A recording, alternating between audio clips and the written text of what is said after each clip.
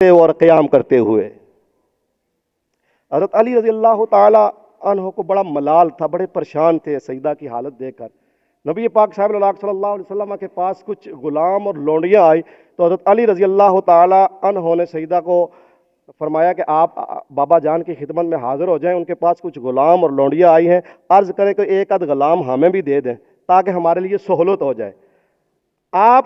اپنے شوہر کے حکم کی تعمیل کرتی ہوئی نبی پاک صاحب صلی اللہ علیہ وسلم کی خدمت میں حاضر ہوتی ہیں، اور وہاں آپ صلی اللہ علیہ وسلم موجود نہیں ہیں، کہیں آپ گئے ہوئے ہیں، تو آپ سیدہ عائشہ رضی اللہ تعالی عنہا سے جا کر اپنا مدعا بیان کرتی ہیں کہ بابا جان آئیں تو ان سے میری طرف سے یہ عرض کرنا کہ ایک آدھ غلام یا لونڈی ہمیں بھی عنایت فرما دیں۔ نبی پاک صاحب صلی اللہ علیہ وسلم جب رات کو گھر تشریف لائے تو جب ام المؤمنین سیدہ عائشہ رضی اللہ تعالی عنہا نے سیدہ طیبہ طاہرہ فاطمہ زہرا رضی اللہ تعالی عنہا کا پیغام سنایا تو آپ صلی اللہ علیہ وسلم اپنی بیٹی کے گھر تشریف لے جاتے ہیں اور بیٹی سے فرماتے ہیں کہ میں نے آپ کا پیغام سن لیا ہے، کیا اس غلام سے بھی بڑھ کر میں تمہیں کوئی ایسی چیز نہ عطا فرما دوں جو دنیا کے اندر بھی کام آئے اور آخرت میں بھی کام آئے؟ تو عرض کی بابا جان اس سے بڑھ کر میرے لیے اور کون سی سعادت ہوگی؟ آپ صلی اللہ علیہ وسلم نے فرمایا بیٹی جب دن بھر کے کام کاج کر کر کے تم تھک جاؤ اور جب رات کو سونے لگو بستر پر جاؤ تو 33 مرتبہ سبحان اللہ،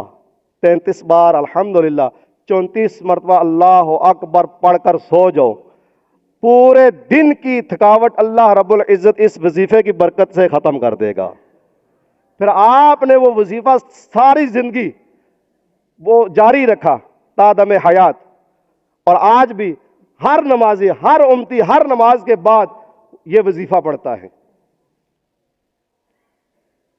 ہماری بیٹی اگر ہمارے گھر آتی ہے، ہمیں یہ کمپلین کرتی ہے کہ گھر کے کام کاج بڑے ہیں، تو ہم سسرال والوں سے، بیٹی کے سسرال والوں سے ہم لڑنا شروع ہو جاتے ہیں،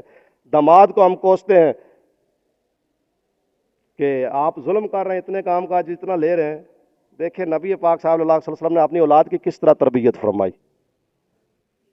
وَلَهُنَّ مِثْلُ الَّذِي عَلَيْهِنَّ بِالْمَعْرُوفِ، میاں اور بیوی کے حقوق برابر ہیں۔ علی شیر خدا رضی اللہ تعالی عنہ آپ دن بھر باہر کے کام کرتے رہتے تھے اور سیدہ گھر کے سارے کام بخوبی انجام فرماتی۔ اللہ رب العزت نے آپ کو 6 اولاد عطا فرمائے، جن میں 3 بیٹے اور 3 بیٹیاں۔ یہ بھی سبق یاد کر لیں، آپ کے 3 جو بیٹے تھے ان کے نام، ایک کا حسن، حسین اور محسن رضی اللہ تعالی عنہم، اور آپ کی جو بیٹیاں تھیں وہ بھی 3 تھیں، ان کے نام حضرت زینب، حضرت رقیہ اور ام کلثوم۔ اپنی بہنوں کے نام سے اپنی بیٹیوں کے بھی نام آپ نے رکھے، اور انتہائی قلیل عمر میں، کم عمر میں آپ اللہ کے حضور حاضر ہو گئے۔ 29 برس آپ کی عمر مبارک تھی اور آپ کا وصال ہو گیا۔